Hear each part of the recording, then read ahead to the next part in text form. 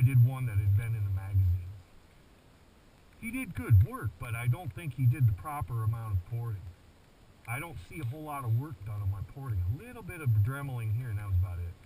Me personally, I think I should have seen a lot of metal removed, and I don't. Well, I learned a lot more after I read articles. That was after the fact. It also explains to me, well, sometimes I was like turning the throttle, like, shouldn't this thing be doing this? Shouldn't this thing be doing that? And I'm learning, I think I'm right. I think it came back to me underpowered.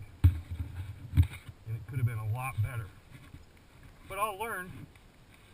I probably won't ever do that to a bike again. I'll sleeve it and put it to stock. Take the cylinder, send it to a place, they press a brand new stock sleeve in it, put a stock piston, stock rings, and you start the whole process all over again like a brand new bike. You know, they take the old one out that you seized up and they throw it away. Yes. You know, so what they're doing is setting it right back to zero like the day it was sold by having a brand new fresh sleeve in it. You get to start completely stock again. Personally, I think it would have more power. Tighter compression, all that good crap. Well, should we continue? I'm getting hot.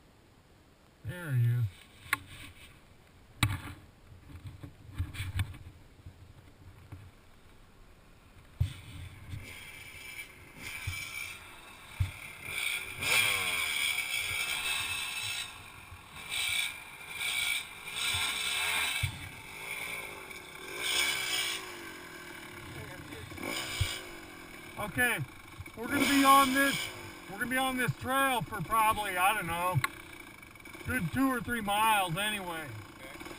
You go on ahead. If you get to a T or a turn somewhere that you have a question about, stop. I'll catch up. Or if I get ahead of you, once I let you go a little ways, I'll do the same so you don't have question marks. Because there's a couple of them that someday I'm going to add on to this and make circles out of all of it. You're out of adjustment. See that adjuster there? You'll be taking up some slop there. No, you're going to take slop out of it there. There's a lock nut, would be to your left, up against the silver part of it. That needs to be undone. Oh no, I guess you got it. See if you can turn that counterclockwise and take some play out of the cable.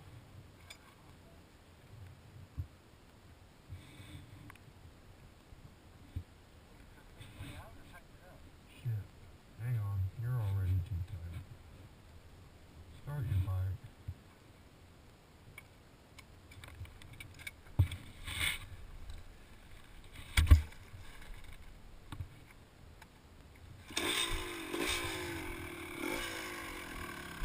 Is it in gear? No. It's in neutral? Yeah. Let her go.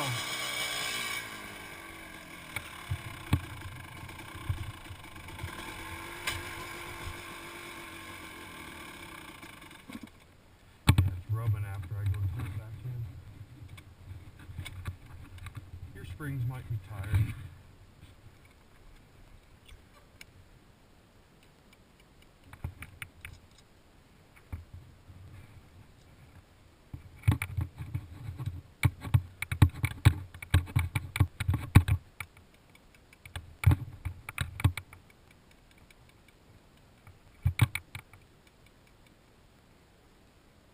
Jesus. Watch the cable right through that slot. Instantly losing it. No play whatsoever.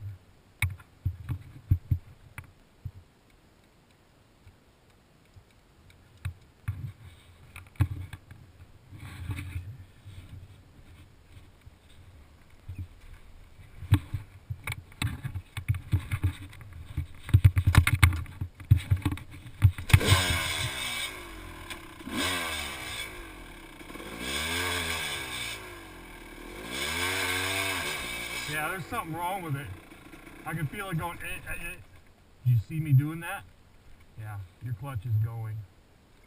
Start shopping for springs and clutch plates when you get home. I can't even guess. Plates might be 40, 50 bucks. You might have a cracked plate in there. They do that, they'll shatter. And it's going around in there and it's trying to engage and the others are nice and flat.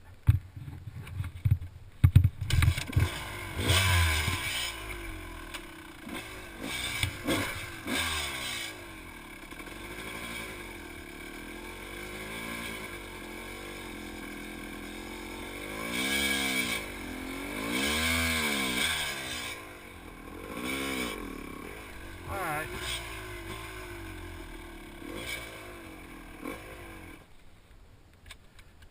Still can't find neutral any better than I can on my bike, but that's alright. That's just me and my big boots. See what that does for you. I've got it adjusted where there's a little bit of slop here. You may have to get used to where it engages. You know, as you let it out, it may be different than where you had it before. Okay? But I felt a little chunker in there that I didn't like. You know, when I went to engage it, it shouldn't be like, because I'm not even engaged all the way. It should be sitting there trying to feather, like I got it to do the second time, where you could physically hear the motor, and I'm holding it. I was spinning your clutch plates engaging. I got them pulled back enough to where they're half engaged, but there's no roughness in it. When I felt those two grabs, I didn't understand them. That's not something you should have. That was a test to see if there's a flaw. Well, it would probably behoove you to set aside 20 bucks. Set aside another 20 bucks, set aside another 20 bucks, buy yourself a clutch. You'll get maybe another couple rides out of this, and it may let go on you somewhere. Don't want that. Yep. And what might have happened is when that sprocket came off, it could have shattered the clutch plate. You know, the abrupt stop, the fucking goofy way that it was engaged, and then it went ka-chunka. That probably didn't make it feel very good. You know, it transfers all that energy through something. You know. Yeah, every bit of that. And it's like this. It's not all stony like this. It's mostly like this. Take this terrain or this type of style of dirt and remove the big rocks, and you've got a basic trail going down this power line. You got a little bit of ups and downs. You got a few gullies you go up and through, and they're kind of entertaining. But it's a nice trail to ride. There's a road, a paved road that we're paralleling, ultimately. At some point we have to join on it. Way down there.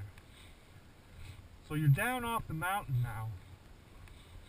And now you're going to parallel the mountains all the way in. And then what we end up doing ultimately is you get back up on a trail. You know, we were way back in there. You know, maybe even beyond that little peak there. Further back. Because the road that goes to Pahrump is along that mountain. But we kind of went a long roundabout way getting back in here. So with that being said, you're going way back in there before you ever get to the next trail that goes way up and over the mountains. And we have some fun in between. How you doing there? Yeah.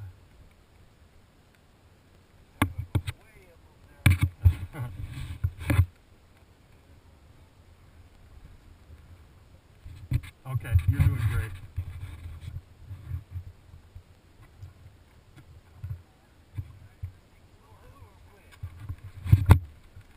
Look at the consumption this thing's done. From there to there. Uh-huh.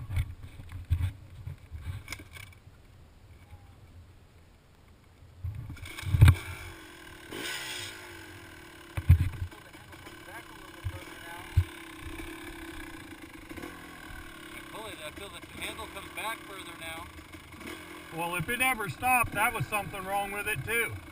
Even when they're super tight, it should come clear back to the grip. It should never stop like there and run into something like metal feeling. That's just altitude. You know, all clutches should make, you should never be able to do, you know, that should always go to there, always. And be sure to, oh, you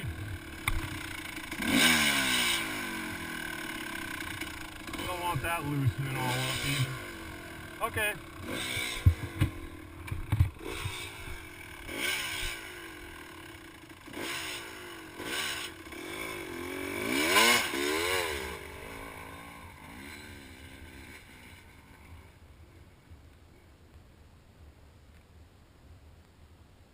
Well, I wonder if he'll tell me later that it's adjusted better.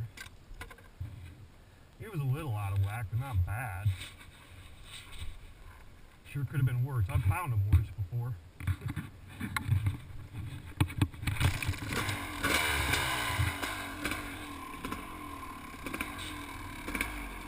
Okay, here we are. On the Spring Mountain Trail. We're almost to Pahrump, man. Let's go have some fun.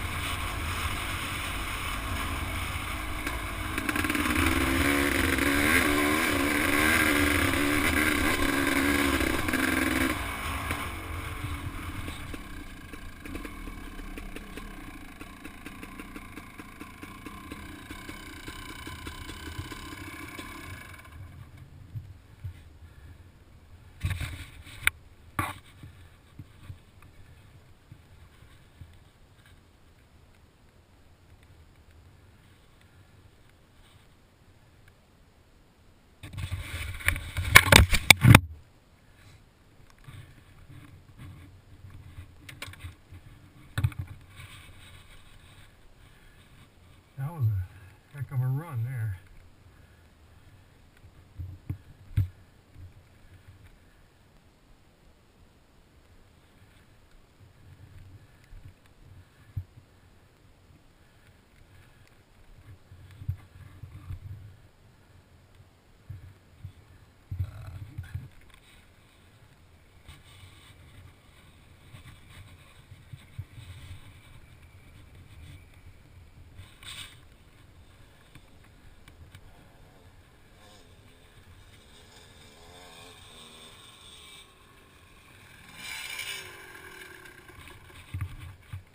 That got my cardiovascular going. Yeah, it's rough. That's like a fast section of Moran where they get you on a trail and you just gotta rip. Most of Moran's like single trail and you're in really technical places. But they send you through some real garbage. Really test your skills. My arms and my hands got going. Oh, we got campers right down here. Look at this. Wow. Yeah. Now the road we're getting on, we're going to go right down here in the trail end. And the blacktop road comes in, goes all the way down there. You can see it parallel where those people park and camp and shoot. A lot of shooters down there. Yeah, they're up against the wall. But we'll go right past them. We're going way back in there on the road. But I'm seeing, you see the trail I see following the power lines? There's two little trails going straight across the hills. We missed that before.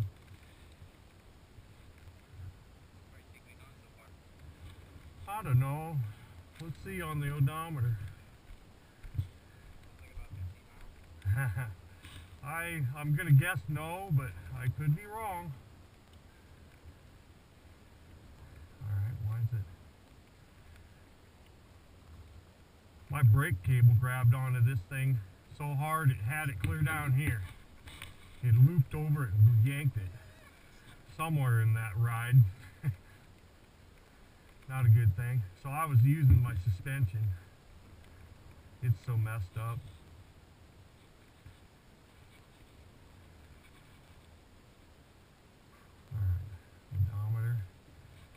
We have gone. Maybe you better come over here and read this. Or hang on, I'll get it for you.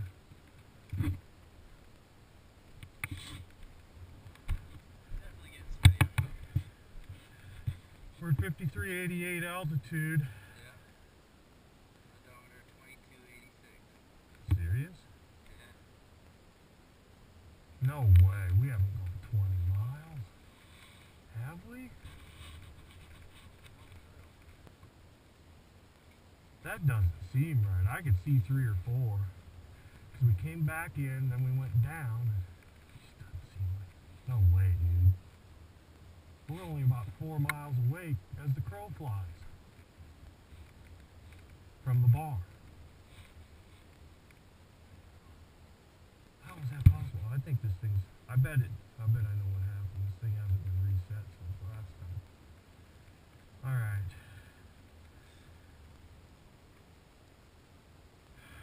Darn it. I want to reset it now. Pretty good our maximum speed was 38 miles an hour. I was moving pretty good. For being on the trail. Uh-huh. They were going to go that way and then it curves down and goes down? Hang on 1 second. Trip data. I just want to do the odometer.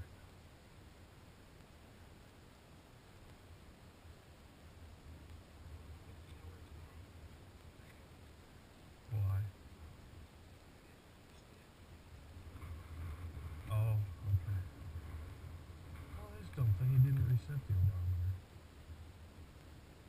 Dang it.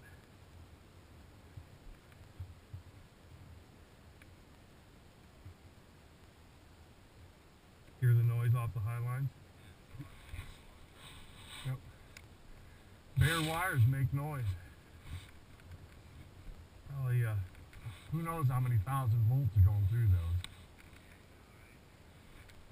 Not much amperage, just high voltage.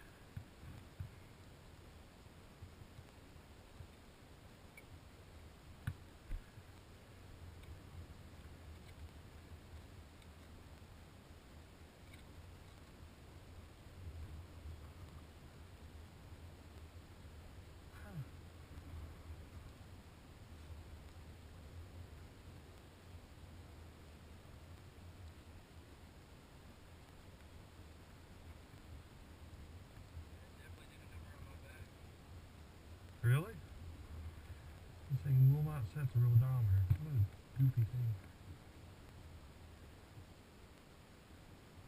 Mike's like, damn, dude, I didn't think we were gonna go this far. Okay. Yeah, so on that one, it took off a lot better, but I also felt like a couple of times it didn't engage when I tried to kick it a second. So I had to kick it again. Yeah, I do that a lot. I miss shifts often. I keep playing with, see where I have my shifter mounted way up high? I keep playing with, it doesn't seem to like having it down level like yours and like my 250. But I'm going to put it back down there and force it to live there again, because this is even worse. It's up too high. I'm having to reach way up to shift and it hurts my cap.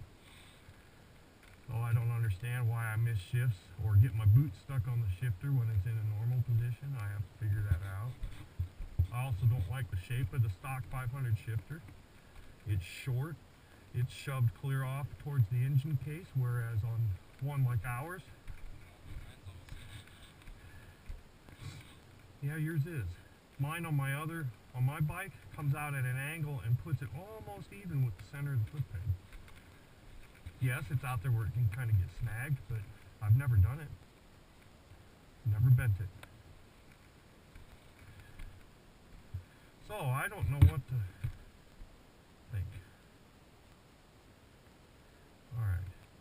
Trip odometer, 32 feet. Wow. I walked 32 feet.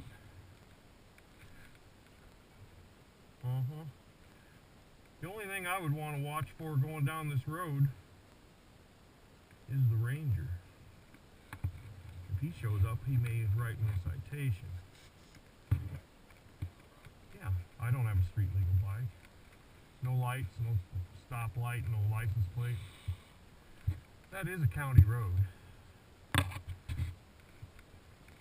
They might